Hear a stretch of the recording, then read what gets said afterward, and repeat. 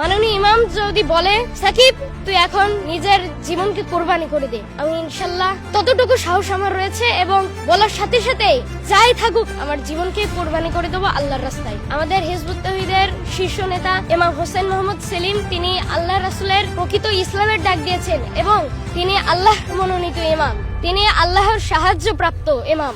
তিনি প্রতিদিন সংগ্রাম করছে, লড়াই করছে, এজন্য আমরা তাকে অনেক ভালোবাসি। নিজেদের জীবনের থেকেও মাননীয় ইমামকে অনেক ভালোবাসি। বর্তমান পৃথিবীতে যেই ইসলামটা চলছে সেটা কিন্তু বিকৃত হয়ে গিয়েছে। আল্লাহ রাসূলের সেই 1400 বছর আগের ইসলাম নেই, তার কারণে এই গোটা পৃথিবীতে শান্তি নেই এবং সেই শান্তি ফিরিয়ে আনার জন্যই আমরা যদি ঐক্যবদ্ধ হয়ে কাজ করি তাহলে ইনশাআল্লাহ আশা করা যায় আমরাই দিন প্রতিষ্ঠা করতে পারবো এবং আল্লাহ রাসূলের সেই 1400 বছর আগের ইসলাম প্রতিষ্ঠা করতে পারবো। হযরত মুহাম্মদ সাল্লাল্লাহু আলাইহি সাল্লামের যুগে একজন সাহাবী ছিলেন, সম্ভবত হযরত আলী রাদিয়াল্লাহু তাআলা আনহু। তিনি কিন্তু 11 বছর বয়সী তো আল্লাহর দ্বীন গ্রহণ করেছে।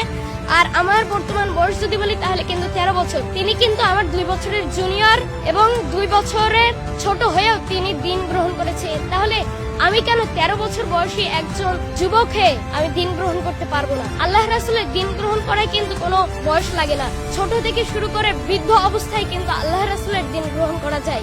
আমি 11 বছর বয়সে দ্বীন গ্রহণ করেছিলাম এবং মাননীয় ইমামের হাত থেকে আমি এই দ্বীনটা পেয়েছি। সেটা ছিল 2023 সালে। সেই সময় আমি ক্লাস 5 এ পড়তাম। দেখেন, আমরা যদি আল্লাহ রাসূলের 1400 বছর আগের ইসলাম প্রতিষ্ঠা করতে পারি তাহলে সারা পৃথিবীতে একটা শান্তি বিরাজ করবে এবং আল্লাহ রাসূলের সেই 1400 বছর আগের যে একটা নারী যখন শত শত মাইল সোনার অলংকার পরিধান অবস্থায় চলে যেত, আল্লাহ ছাড়া আর কারোর ভয় ছিল না, সেই ইসলাম প্রতিষ্ঠা করতে পারলে সারা বিশ্ব শান্তি প্রতিষ্ঠিত হবে।